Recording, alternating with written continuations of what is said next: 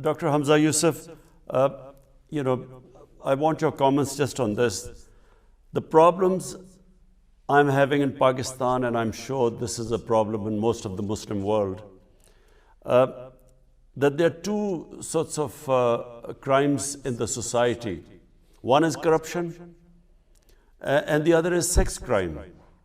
We find that sex crime has risen very sharply in our society, which means rape as well as child abuse. And unfortunately, only 1% of sex crime is reported. So which means law enforcement can basically just deal with 1%.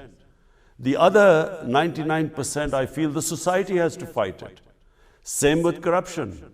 You can, maybe deal corruption at a certain level, but then when government officials keep taking money, bribes at a low level, I feel that it is again, a society has to make corruption unacceptable. And unfortunately, when you have leadership which is corrupt over a period of time, they make corruption acceptable. So this is not just a problem in Pakistan, it's probably in most of the Muslim world as well as the developing world. So, Sheikh Hamza Yusuf, your views? I think both problems, they're profound problems that have to do with appetite. The shahwa is a fundamental thing in the human being, that God has put appetites in us for good reasons, for healthy reasons. But these appetites become perverted.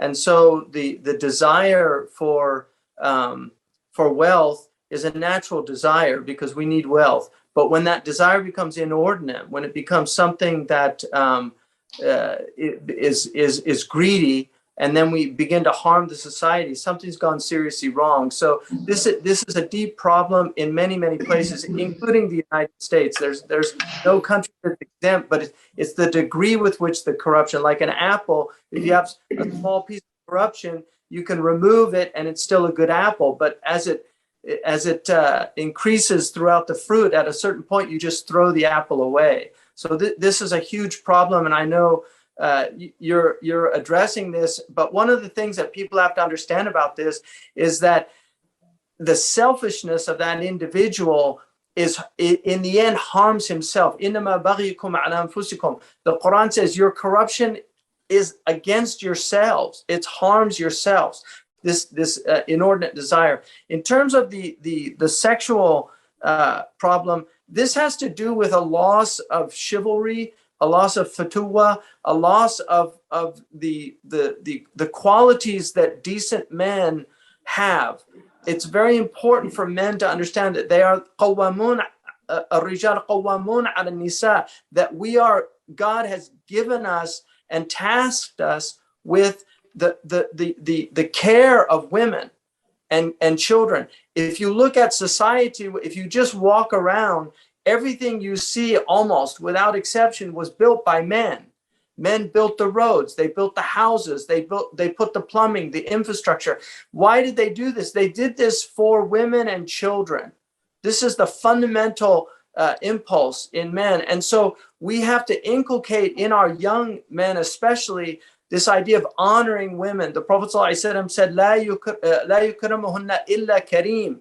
Only noble people honor women. وَلَا يُهِنُهُنَّ إِلَّا لَئِيمٌ. And only contemptible people will dishonor women or degrade women. So it's very important that the women in the culture, the mothers, they raise their sons with that sensibility, but also the fathers have to be exemplars in this. It's very important, but this is a huge problem. And I think the fact that you're speaking about these things, because often in our cultures, because we have shame-based cultures, often these things are not spoken about. But just the fact that you're bringing this to the forefront is very important, because it will empower people. But also, we have to follow the sunnah of the Prophet. There's a lot of, in the modern world, a lot of women have, they feel like they don't need this idea of the mahram. They don't need this idea of the guardianship. Our tradition protects women. And if it doesn't, it means our tradition is not, it's not present. So it's really important for the women to understand that there are reasons why the Prophet ﷺ emphasized these things, like the mahram, of not going to places that where you shouldn't be. That onus is obviously first and foremost on the men, and we can't blame the victims, and that would be completely unjust and wrong. But at the same time, women need to understand that there are wolves out there, and those wolves are real. And so it becomes a matter of the men taking upon themselves the protection, the guardianship of the women, especially the young women and the children.